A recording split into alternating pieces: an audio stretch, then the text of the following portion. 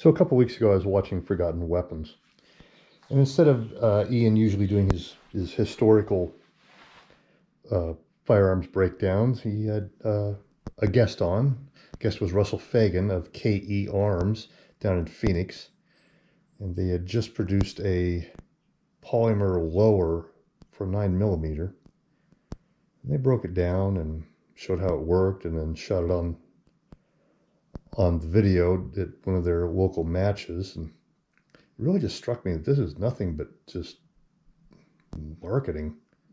It's nothing historic about this weapon. It's nothing forgotten about it. It's just new on the market. And I thought, man, is this what they're talking about when we see the bourgeois capitalists trying to take the money from the hard-working proletariat? I was disgusted. And here's the one I bought. So this is KE Arms, 9mm polymer lower.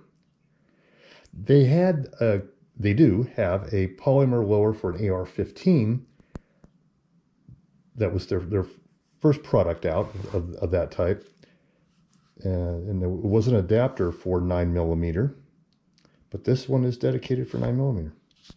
I weighed this thing. It comes in at just under 2 pounds, 1 pound 14 ounces, I think it was on my scale. It comes complete with a trigger, and I got their SLT trigger.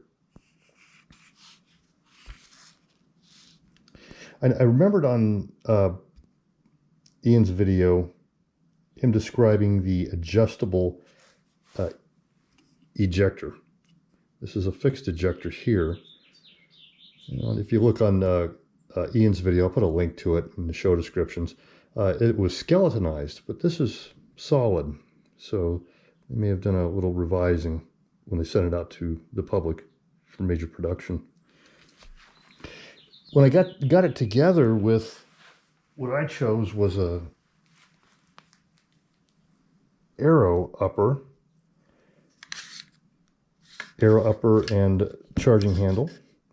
And then Aero was out of their bolt carriers, or well, this is actually just a bolt. The bolt and the whole carrier assembly are one piece, because it is blowback. I went with a JP Enterprises. JP came well recommended in competition circles, so I thought I couldn't go wrong if I kind of upscaled a little bit with the heart of the rifle. But when I assembled it, I found it to be a really tight fit. Getting the front takedown pin together was a chore, but doable. Found a little tap with a armorer's mallet helps. But this was really tight, almost unusable tight. And I recalled on Ian's video him saying that these two screws here, this ejector, was adjustable. So you can adjust it for your specific upper and bolt, since KE Arms is not producing the KP9 as a full rifle. It is just the lower. So I cheated and pulled out the instructions they enclosed with the lower, and sure enough, it gave directions. Just loosen up these two hex bolts right here, hex screws. It's 5/32. Just loosen them up, back them out a bit, and then just pinch your, and with a magazine in, because that does limit the travel of the magazine, you see. Pinch them together, and you kind of adjust your rifle for your setup. And put in your rear takedown pin, and that's the short of the 2 pins in the rear.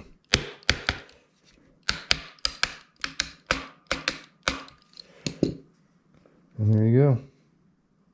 This whole thing put together. Topped it with a Trichicon MRO. I think you'll see that in the clip that I'm going to splice in after this. I'm going to take it out and shoot it, where I actually already have. Kind of going out of order with these videos. All right. Well, let's take you out to the range. Well, off camera, I've already been out here and got a function check on the carbine in a rough 0. Put a Trichicon MRO on top of it, and it was hitting a little bit low right, kind of walked them in and then confirmed 25 yard 0 from a seated position in the head here. So I'm good with that for now anyway. Inauspicious start with the carbine initial round. First right out of the gate, I got a failure to fire. Did my malfunction clearance, and then it worked like a top after that. I got a hunch that with the rifle being tight, kind of new, even with adjusting the ejector, it was still a little stiff. I probably just rode the charging handle forward on that first round, not letting it go fully into battery. But it's run fine since. We're going to see about spinning the spinner. Okay, I got the spinner set up down there. It's about 20 paces or so, 20 yards probably from where I'm at. Let's see how we do.